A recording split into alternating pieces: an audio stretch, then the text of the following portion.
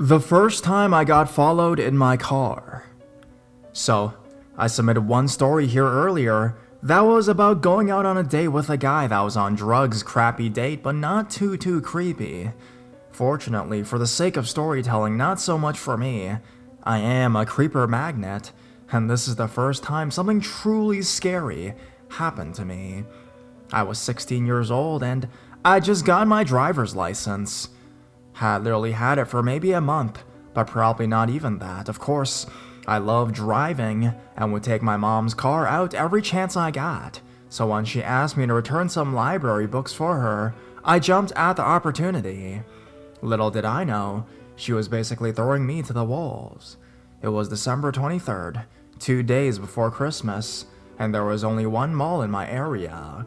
It was surrounded by neighborhoods and other smaller shopping centers, and there were 2 main roads that went right to it.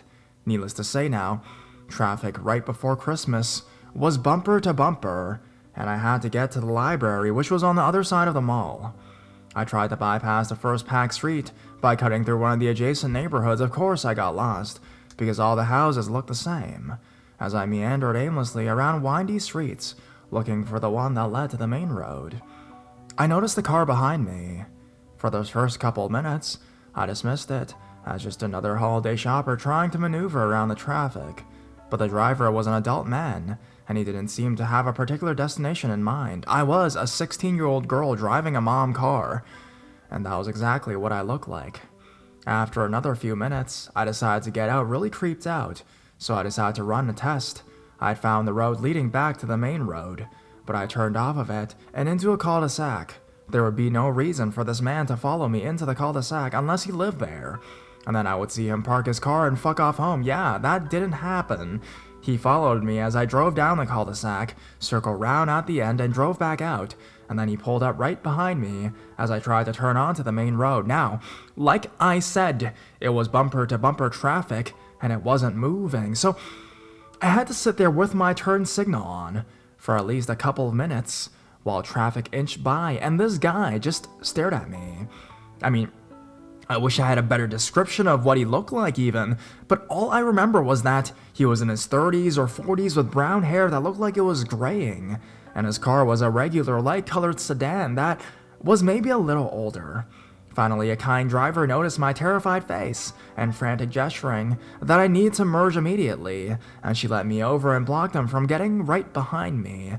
Momentary relief until he merged behind her. At this point, I was laser focused on my goal, which was to get into the left-hand lane and get the fuck away from him. So I threw on my signal and devoted all of my energy into trying to wiggle into the left lane while traffic continued to inch and inch and inch. Well, except for the lane I was in. That lane has ceased to inch, and I rear-ended the car in front of me with as much force as one can go while driving 5 miles per hour. The other driver and I pulled to the side of the road, and the man had no choice but to drive on by once traffic started moving. But I saw him cast a glance at me, as he did, and I felt fucking cold. The police arrived, and I explained to them and to the other driver, a very sweet retired teacher, who said I reminded her of her daughter, that a man had been following me and that I was scared and distracted. He took a description of the man, and the car and I didn't even get a citation. Now, I have no way of knowing what that man's intentions were or what would have happened if he'd followed me all the way to the library, but I am grateful to the people who had my back that day, the police officer, the teacher, and the stranger who let me merge, even though she basically had to block traffic to do so.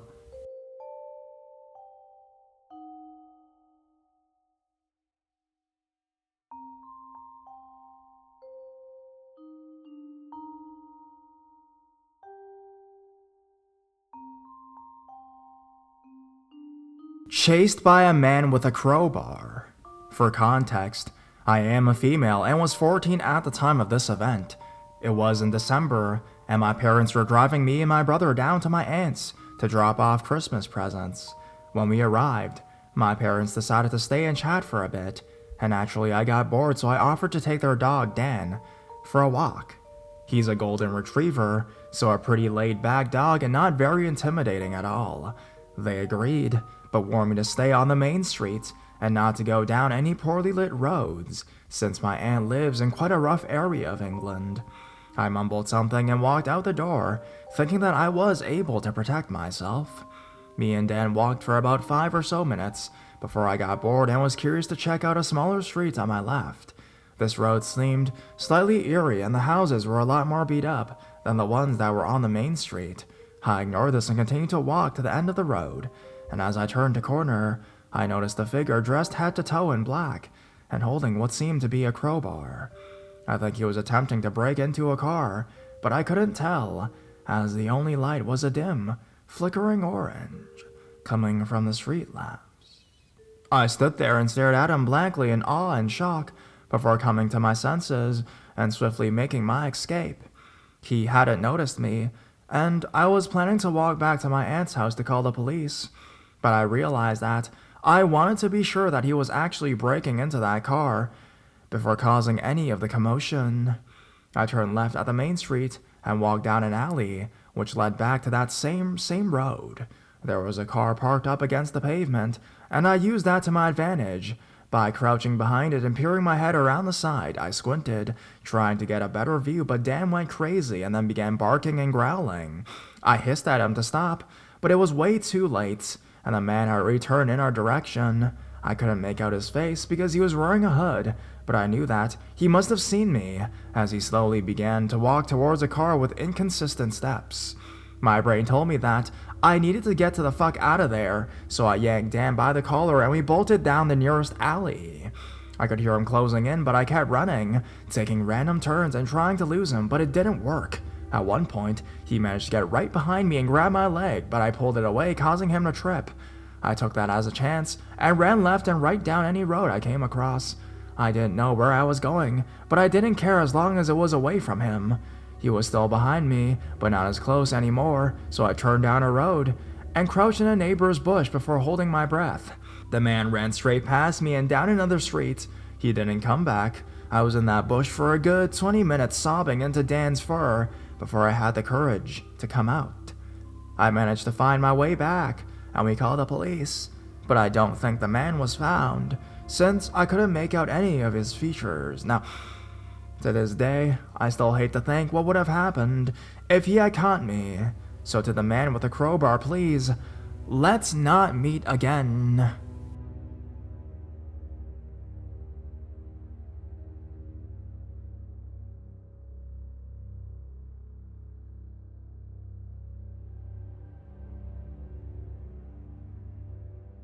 The serial killer nearby.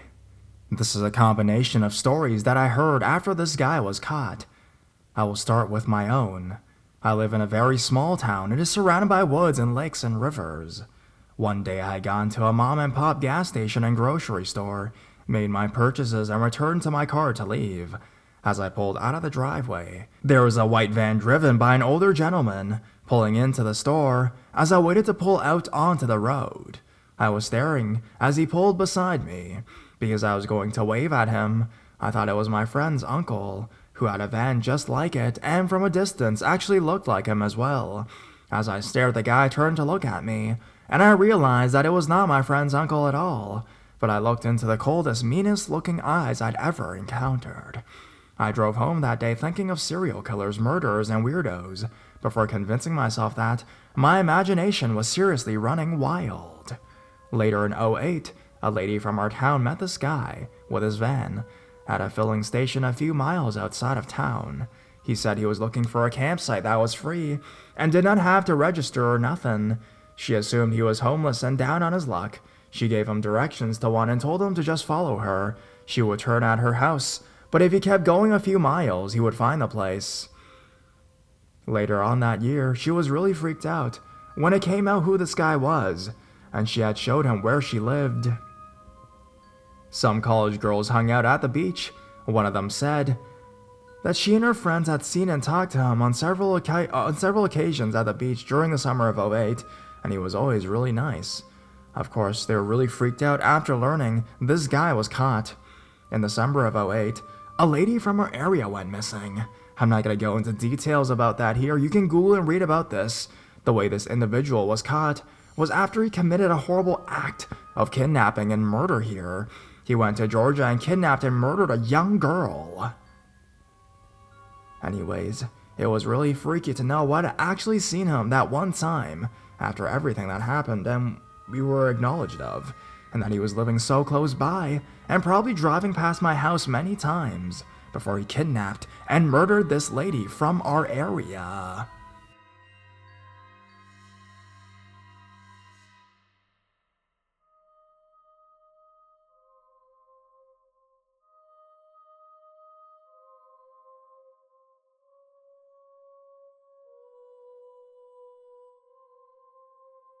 The Holiday Creeper. These incidences happened about 4 to 5 years ago. I live with my aunt pretty much in the middle of nowhere. We have a long driveway surrounded by trees on both sides. Our house is in a circular clearing, also surrounded by trees. So it's pretty secluded, which makes what happens super creepy. My aunt works third shift, so she usually leaves for work around 6 p.m. I was working mid-shift, so I'd usually be home by 8:30 to 9. My brother would pick me up from work and drop me off. Sometimes he would come by the house before picking me up to help us out with some things and kill time. This took place in December. We live in the south. Sometimes it does snow, but for the most part, it's just bleak and cold. Lots of dead leaves and grass. This is relevant. Anyways, my brother is the Kevin McAllister of Christmas, and we always have Christmas at our house. So this particular day, he decided that he was going to come by the house and put some lights up outside before coming to pick me up. He said that he was outside probably about an hour putting Christmas lights out. When it started to get dark, he went inside. He looked out the window in the living room, probably to admire his work on the porch, and there was a man staring at him through the window. He said that he ran into our middle room, locked the door, and called the police. It took the police about 30 minutes to get there. He hadn't locked the front door to the house, so he was scared shitless that this guy had gotten into the house. When the police got there, they searched, but the guy was gone by then. It's super creepy because that guy had to have already been there when my brother got there, hiding in the trees, watching him. We hadn't gotten any snow yet that year, just dead leaves and grass. So, if he were walking through the woods and just happened upon our house, my brother would have heard the crunching of the leaves and the grass. My poor brother was understandably shaken, but he decided that he was going to start staying the night at my house because he didn't want me to be home alone. I felt relieved that I would have somebody else with me. I just kept wondering, how long has this guy been doing this? You can't see my house from the road. Nobody knows we are back there. It was frightening to think that what this guy would have done if I were the one there by myself that night. I'm a short female, not exactly intimidating. About a week later, my brother and I decided to just hang out and watch some movies. All the lights are out. The only light came from the TV. All of a sudden, we see the yellowish glow of a flashlight shine into the front door window. For some stupid reason, my reaction is to stand up. I'm just staring at my brother like, what the fuck? He's staring at me with the same expression on his face. Then we see it again. Somebody was shining a flashlight in front of our window, in our front door. We couldn't see what this person looked like because the front door just happens to be stained glass. You can see out if you're right up on it looking out, but neither one of us were about to get that close. I'm sure that whoever was out there was shining the flashlight to get a look at the lock. So we called the police. They got there a lot quicker this time. The police officer checked all around the house and then came back in to speak with us.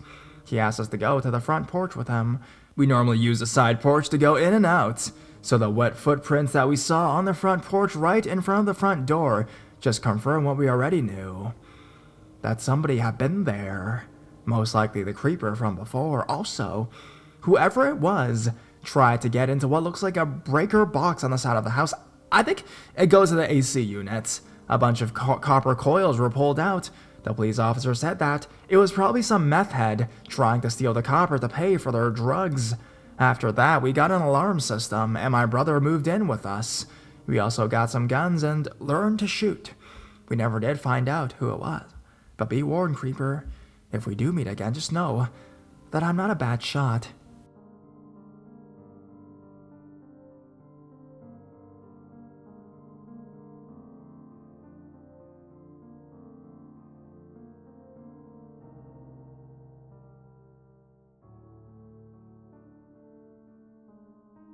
Are you a buck or a doe, gut bucket? This happened several years ago. I've been persuaded to write it up for Let's Not Meet. It's the second week of December, the sun had just risen, but it's almost too overcast to tell. I'm in the middle of walking back from my deer stand, tucking away in an old river-bottom turn thicket. It is literally so cold that my lungs hurt each time I take a breath, and my camo is far too thin to really insulate me all that well. My grandparents' house is about 3 miles up the hillside. My phone is dead from sitting in the stand from 5 in the morning until this very second, and even if the phone had juice, most of the time I have no bars anyways. This is the middle of fucking nowhere. No one for miles and miles. The hill I'm climbing is steep, like really steep. Each step is hurting more and more and more, and since the deer are no longer feeding at this time of the day, I'm not bothering to be quiet about it. There's little point. I'm only slightly over 5 feet tall. I'm carrying a heavy rifle, dragging a small hog carcass behind me on a rope, and occasionally bitching when the frost slips loose, and the sticky red clay underneath makes me stumble. Sleet has begun to fall, and I can hear it like pat, pat, pat, little noises on my hood. The wind changes, and for a second I smelled cigarette smoke. At least, I think I do. No one in my family smokes, and since it was only for that one breath, I do the human thing, and aside I just imagined it. After all, I'm cold, tired, and sleepy. I keep walking and turn a corner, following a fenced-in tree line used to break the wind. The whole property was once a pine thicket that is now clear-cut in the areas to allow for the family to hunt. I think we found a deer! Someone yells from the tree line to my left. There is laughter, several voices, they sound drunk. The fence line to the left is too heavy to see more than a few feet deep, but the men kept laughing long enough for me to get a rough idea of where they were. They were talking amongst themselves and I can't make out the words, but I can still hear their voices when the wind gets quiet. I should be alone here. No one for miles and miles, right? Are you a buck or a doe, gut bucket? We can't tell. The word gut bucket is written on the breast of my camo jacket in the black marker. It's a long-standing nickname in my family, whom when I fell into a bucket of fish guts, but he'd have to be looking at me through a very high-powered rifle scope to be able to even see the word, let alone read it. Meaning he is drunk, trespassing, and aiming a hunting rifle at me. I stop walking, I stop breathing. It's hard to know what to do in a situation like this. Now, if I don't answer, I'm basically giving them a reason to keep trying to get my attention, but if I answer them, I'm inviting them to keep fucking with me from uprange where they can see me and I can't see them. The only cover I have is a little group of trees about 10 feet from the path, and I start walking towards it slowly, just leaving the hog to lay there in the little road. Once I'm behind a few oak trees, I check to see if my cell battery is dead. It is. There is only one other way to get the attention of someone nearby without having a phone, so I load 3 shells into my rifle and fire them into the dirt about 20 feet away. What the fuck? We're only having fun! One of them yells from the tree line. I'm watching up the hillside and trying to listen. A half minute later, I hear 2 gunshots in response, meaning that someone at the house heard me and is coming. My grandfather knows which side of the property I favor, so I know he's coming in the truck, and hopefully we'll see the hog I abandoned in the road and know to stop there. By the time he got to me in the truck, the drunk hunters had bugged out. We saw their jeep cut across one of the pastures towards the main road, and found their campsite later that day. I ended up with a cooler full of beer, several guns, a nice expensive tent, a pop-up deer blind, and some other nice never-used hunting gear. They are lucky my very old-fashioned grandfather didn't catch them on the property. When he heard what had happened, he made it clear that they would never have been found.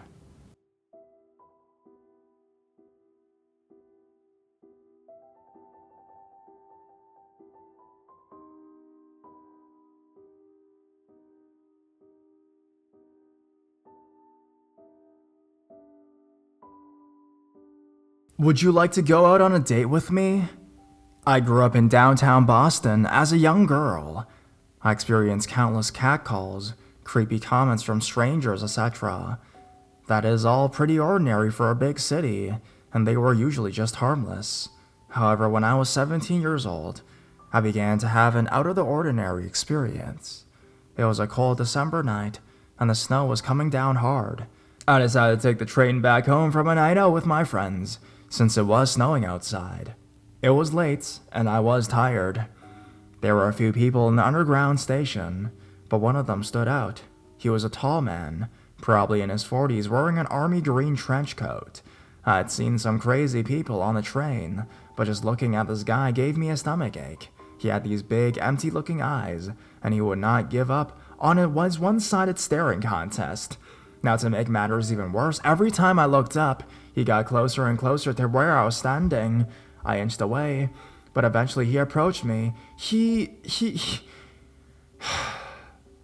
was only a few inches from my face when he said, "Hello, my name is Gregory. Would you like to go out on a date with me?" Now, he did not say this with any emotion, punctuation, or semblance of sanity. His voice was completely monotone, and he awaited my response with empty eyes and a deadpan face. I said no thanks, rather quickly and nervously, and he walked away slowly, all the while staring at me with his dead eyes until he reached the other side of the station. Crisis averted, I thought. I thought about this unsettling incident a few more times, but then soon forgot about it. A few months later in July, I was walking down the street at night, window shopping in a busy area of town. I was on the sidewalk a few blocks away from my house when I saw a familiar face. He was staring hard and walking fast towards me. I panicked and ran as fast as I could in the opposite direction. I collapsed in front of a corner store and frantically looked around for him. He wasn't anywhere in sight. I ran home. 2 years later, when I was 19 years old, I got a job as a barista at a local cafe. I had a long shift, 2 p.m. to 11, and around lunchtime, a face I never thought I would see again entered the cafe and was waiting in line. However, this time, he was wearing a strange leprechaun-esque green hat, which added to the creep factor. There were about 6 people in front of him, and I could feel his eyes looking at me throughout their orders. Eventually, he came to the register, ordered a coffee, and said, "Hello, my name is Gregory. Would you like to go out on a date with me?" In that same monotone voice and expressionless face. I said no once more, and he immediately left before his coffee was even ready. I was terrified. I told my coworkers that this guy really scared me, and about my other encounters with him. He said that if he ever came in here again, he would scare him away and call the cops if necessary. Later that night at closing time, I was mopping the floors. I stopped to look up, and there was Gregory. I dropped the mop, ran into the back room, and told my coworker. He ran outside, managed to scare him away, and immediately locked the cafe doors. Now, years later, I live in Salt Lake City, and from time to time, I remember my 3 incidences with Gregory, and I shudder to think he still hangs around, looking for me to be his date.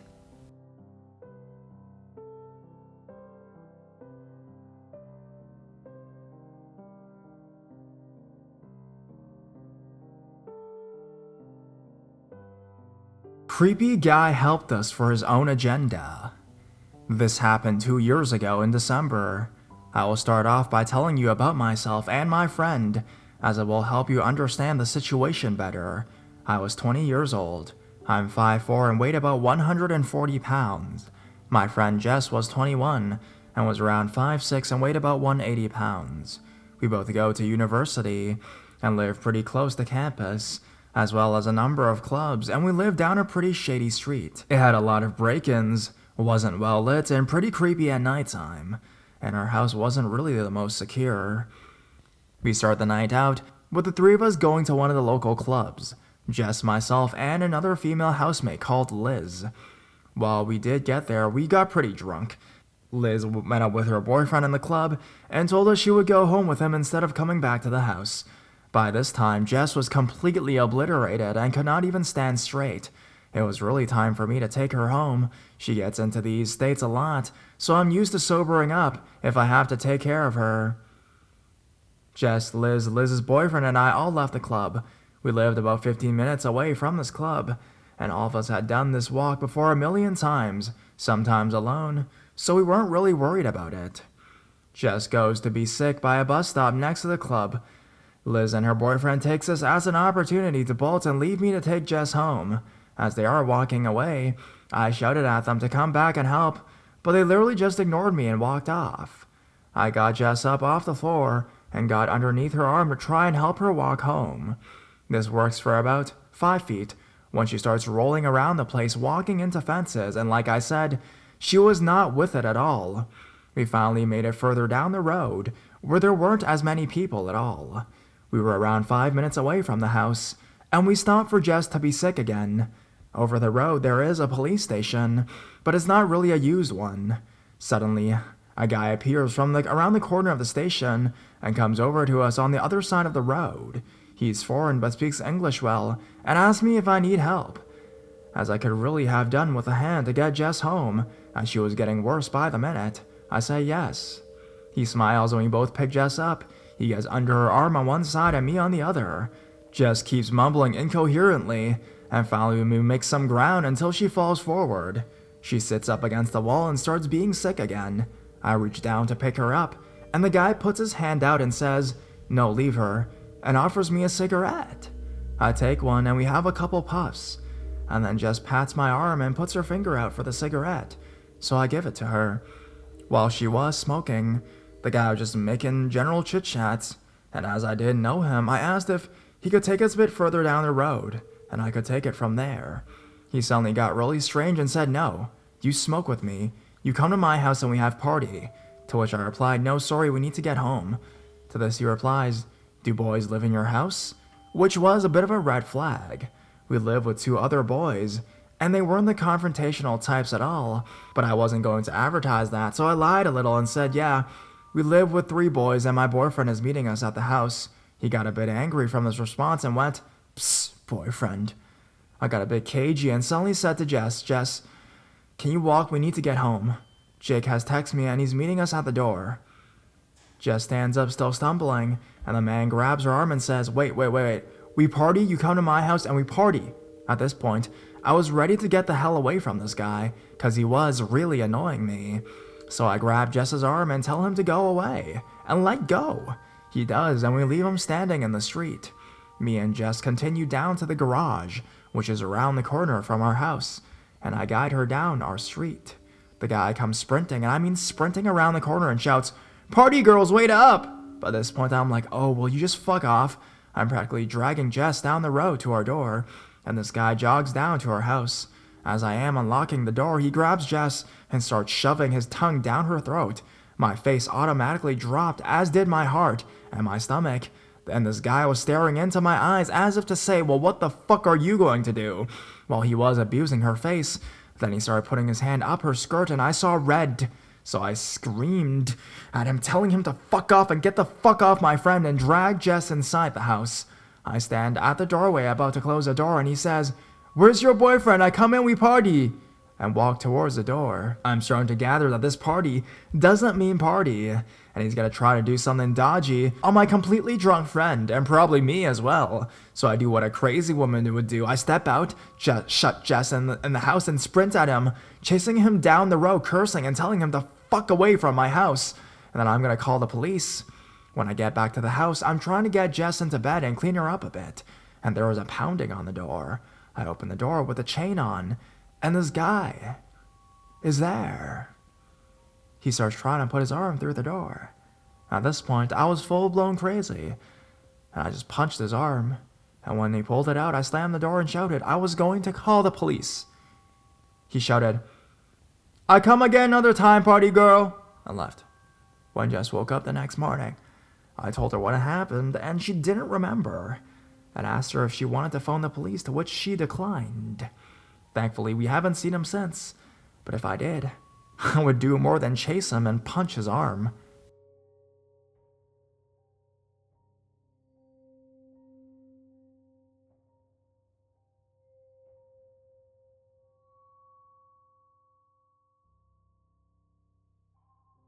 The creepy neighbor. 5 years ago, I lived in a small apartment that I loved so much. I was a 22-year-old girl living alone and starting with my grown-up life. I worked in a newspaper and I was very happy. One weekend, a friend from another town came to visit. After having some food, we went to my place. He parked his van in the open garage, and I went to my house while he took all his stuff from the van. I was in the living room, waiting for him when I heard screams. I rushed out to see what was happening, and I saw my neighbor with a metal tube running behind my friend. When the neighbor saw me, he stopped, and my friend rushed to my apartment. I asked him what happened, and he said that this guy came out of the blue with a tube to chase him. I should tell you here that this neighbor was the brother of my landlord. We thought that he must be drunk and thought my friend was a burglar or something like that. Nothing more happened in that weekend. Some months later, another friend came to pick me up. When we were taking his car out of the garage, the same neighbor came out of his house running and kicked the car very hard. My friend stepped out of the car and asked, "What was all that about?" The neighbor was really angry. He was a big, tall, strong dude, and approached my friend in a very aggressive way. I stepped out of the car and, with all the adrenaline, I made this nonsense that I was stepping in the middle of them. "What's your problem?" I asked, and the guy calmed down a little. My friend told me to get back in the car, and I did. He did the same. We were overwhelmed with all the things. When we got back to my home, he was outside the garage, hanging out with his brother, the landlord. I asked my landlord if we can have a word with him, and told him what his brother had done. My landlord was very ashamed and asked his brother to come and clear things up with us. I talked to the psycho, and he told me that he went mad because my friend drove the car too fast in the garage, and he messed out some rocks on the ground. I told him that everything that bothers him from my visits in the future should be arranged with me, talking like people. He apologized and agreed. Everything went well until that December, Saturday 18th. I was with a very bad flu and feeling terrible, so I took this super strong medicine that knocked me out cold. I fell asleep early and I didn't wake up until the next morning. When I woke up, I looked for my cell phone in my night table and didn't find it there. I thought I left it in the living room, so I looked for a small laptop that I had in a drawer next to my bed. Nothing. Then I went to my living room. I noticed that all the windows were open and everything was messy. My other computer, the one I use for personal things, was also missing, and my camera as well. I ran to a friend's house who lived near my home and asked her for her phone. Then I called my parents and called the police. The police in my country sucks, so there was nothing they could do. My parents told me that if I was feeling insecure, they will gladly lend me some money or pay for the deposit of a new place. I really loved my house and told them that it was not necessary. The night of December 23rd, everything was calm and quiet when I went back from work. I opened the main door of the building, and the first thing I saw is the sicko neighbor. I walked fast trying to avoid him, but by then he called me by my name. I never told him my name actually, and ran right up by my side. He started to ask some strange questions and was talking nonsense.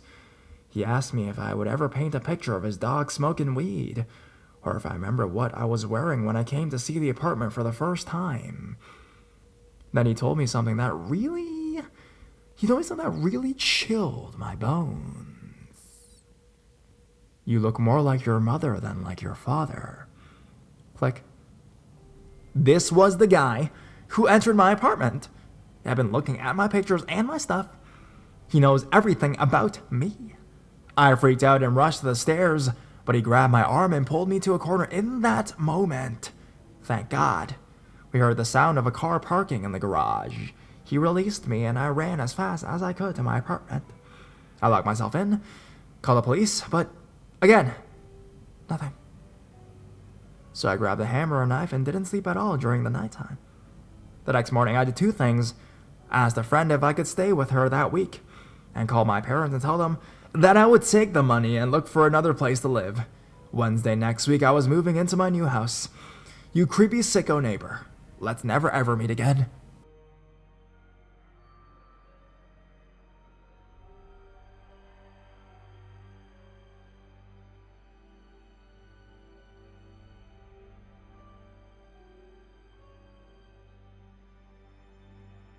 He's still not over me. This happened at the beginning of this year, over the course of 3 months. I broke up with my ex-boyfriend the last week of December.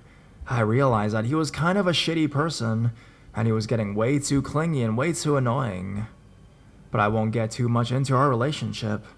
First, to start with constant texts, he begged me to come back to him, saying how much he loved me, and that he couldn't live without me. I would get around 20 messages in the course of 2 hours, multiple times a day. Then he would start calling me. It didn't matter where. I could be at work, sleeping, etc. And he would still blow my phone up. I blocked him, but unfortunately this escalated things. In mid-January, I noticed a car that looked exactly like his that would drive by my house every so often. The first few times I thought it was a coincidence. He didn't live near me. He lived about 45 minutes away in another town. One night I heard a car idling outside for an hour or so. I saw it was his and instantly felt sick to my stomach. I woke my mother up and she went outside to get him to leave. He did, after the police had to escort him off of the property. At the time I worked in a strip club, which he did not like at all. He would message me from a burner, I'm assuming it was anyways, telling me he's coming to see me. I warned the bouncers, but he would never show up, until one time he did. He told me he wanted to show support for me because of my difficult job. The bouncers kicked him out, and I was getting really fed up with living in constant fear of him. I think the worst night was in February.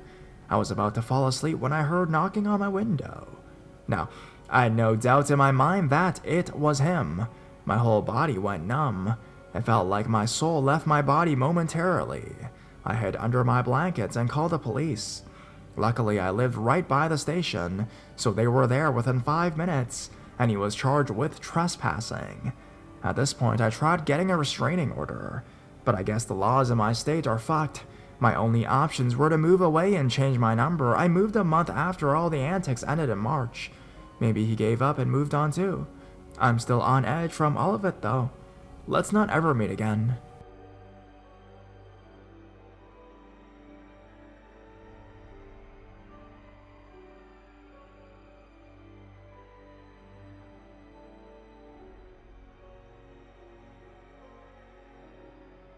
The regular. Alright, before I get started, for right now the story I am telling begins around June 2014, and all names are fictional replacements to hide the identity and all that jazz. So flashback to about June 2014, and I'm a fresh-faced 16-year-old, not too thin, not too thick, short, easily mistaken for someone much younger.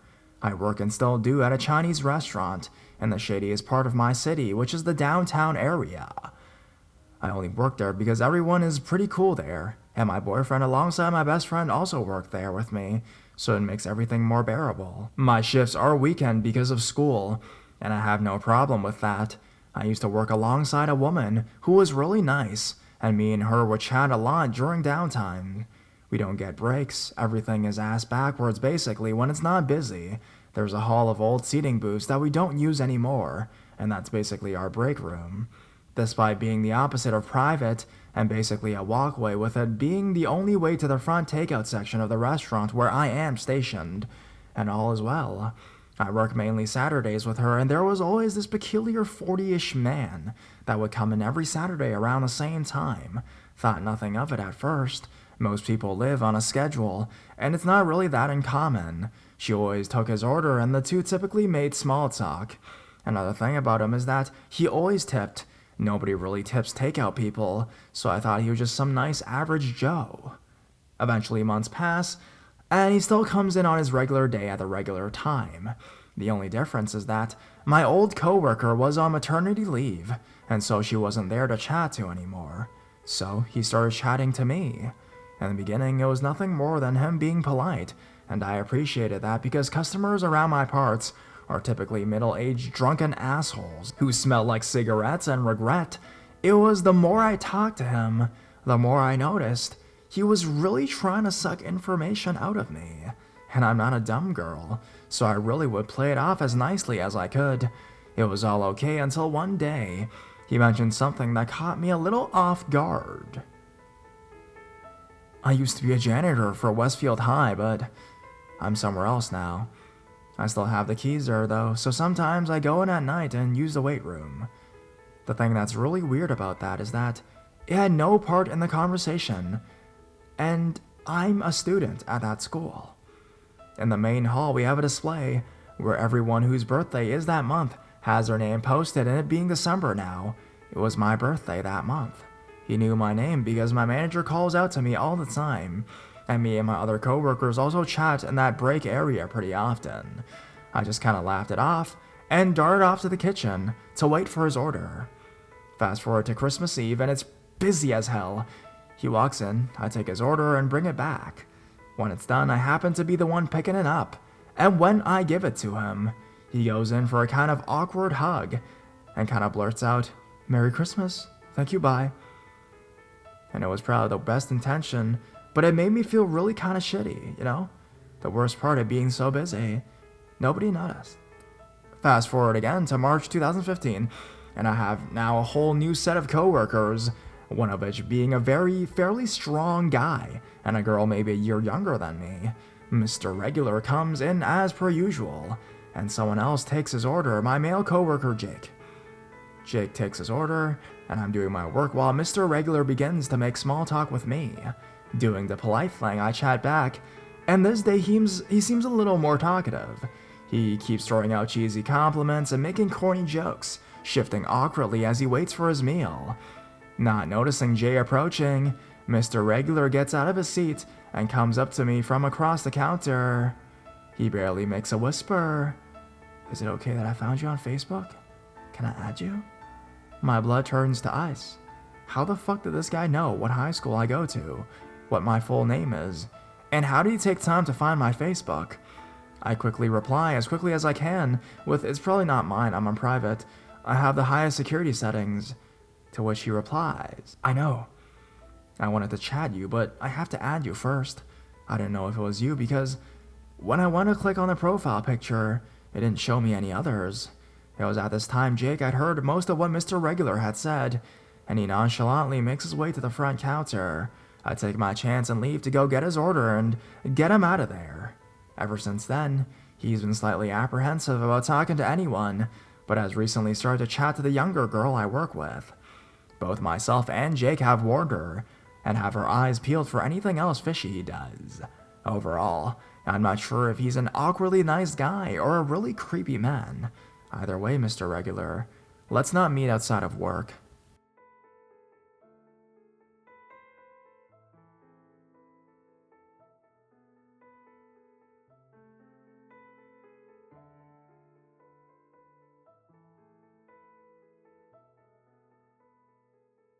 Squelch, or why I no longer walk through Mile End Park at night. Alright, so before I begin the story, here's a little background information. I am by no means a small guy. I'm 6'4" and about 200 pounds. Mostly muscle, but a little bit of fat sneaks in there on my rest days. I'm not a particularly aggressive person, but I have had a few scuffles in my time.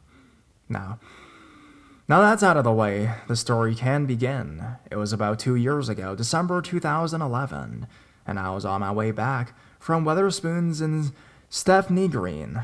This is a common walk for me, as I regularly take this route home from university, but this time I was on my own, as my friends had gone ahead to get chicken. It was probably going on 12 when I reached the park, and although I was a little buzzed, I was wary of walking through the park at night, since a lot of people I know had been mugged. It had been raining, so I decided to keep to the path, as I didn't want to wreck my new white Nike Air Force Ones.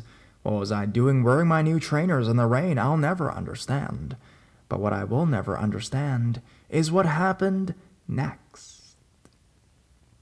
I spotted a shadow of a figure on the path in front of me. This person had a tall, thin frame, but I could see he was wearing a long trench coat that went down to below his knees. Usually now, I wouldn't be worried about this kind of guy. As I mentioned, I'm pretty stacked, but there was something inexplicably worrying about the way he was acting. He just stood there. Now, I knew this area quite well, and if there was a guy just standing in Mile End Park, then there was something not quite right with them. Either way, I didn't dwell on it at the time, and just readjusted my route home, which meant going along a thin path guarded by trees and a canal. I looked over as I went to the path, and saw that he had started moving in my direction. He was hunched over, and I could hear his guttural cough. As I walked, the cough got louder, so I started to pick up the pace, being embarrassingly a little scared. But as soon as I had done so, the coughing had stopped. This was when I thought about calling my friends. I didn't, though, and I'm glad I didn't, because if I had slowed down at this point, I'd be writing in from a hospital ward, or worse, the morgue. I looked behind me as the guy was not on the path anymore. I thought he must have turned around, and that I had just been overreacting, right? As I often do on a few bottles of Newcastle Brown. But that's when I began to hear another noise. I couldn't tell you exactly where it was coming from, but it was definitely coming from the trees. The sound was utterly gut-wrenching. Squelch. That was it. I heard squelching. Now, the idea that someone walked through the mud on a night like this seemed absurd, and I wasn't taking any chances. So I picked up the pace again, breaking into a jog, and as I did so, I heard the rate of the squelching increase. He was running. Squelch, squelch, squelch, squelch, squelch. The frequency of the noise matched my own heartbeat, which was racing like I just benched a honey. I didn't run, though. I was almost paralyzed by fear. I just kept jogging. I heard the squelching get louder, and I just stopped. I froze, bit my lip, and just hoped I wasn't going to die. The squelching softened, and I watched my breath fall out of me. I felt the shadows move, and I knew he was right behind me. I felt the cold hand touch my shoulder, and I shuddered and squeezed my eyes shut. Then I heard his voice. "How's my favorite little man?" he whispered, and I could almost feel his lips touch my ears. I felt his breath caress my neck. I didn't know what he was going to do. I didn't know what was going to happen, but I knew I wasn't going to win the scuffle. But as he drew in another breath, I heard another voice. "Hey, Alfonso! Hey, get off him!" It was my flatmate Joey coming out of the chicken shop, a dangling plastic bag in his right hand. The man immediately flew off me and bolted into the night. Everything was fine after that. But the thing that scares me the most is Joey's description of the man's face. When he described it, I could only see my dad's old friend, who used to come over to stay sometimes. He always lived in East London, but Dad had lost contact with him over the years. He had always been very fond of me, and he was always keen to play football with me. I remember him best when he would arrive in his old bean car, because my dad would always brighten up. He'd say hello to the adults first, and then afterwards he'd come over to me, put his hand on my shoulder, and say, "How's my favorite little man?"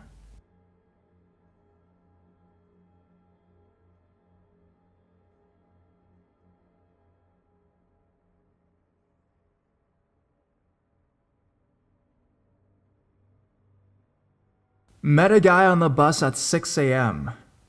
So this happened a while back. Some backstory to the messages. Someone I suggested to share the backstory. So here it goes. As the title says, it was 6 a.m. back in December. I was at the bus stop waiting for my ride to work when this guy approached the stop. He immediately got a look on his face most people get when they're wanting to say something. I could see him staring at me from the corner of my eye, but was focused on the oncoming bus. He said something, but I didn't hear as I had headphones in. I pulled one out. "Sorry?" "You look like my friend." "Oh," I said, as I climbed on the bus. I get that a lot. I sat down and saw him board the bus after me. I was really hoping he wouldn't take the seat next to mine. It's early. I haven't had any coffee yet. I just wanted to sit quietly with my music and ignore the world for a little while longer. Luckily, he didn't. Instead, he opted for the seat directly behind me, where I could feel him looking over my shoulder at my screen while I browsed.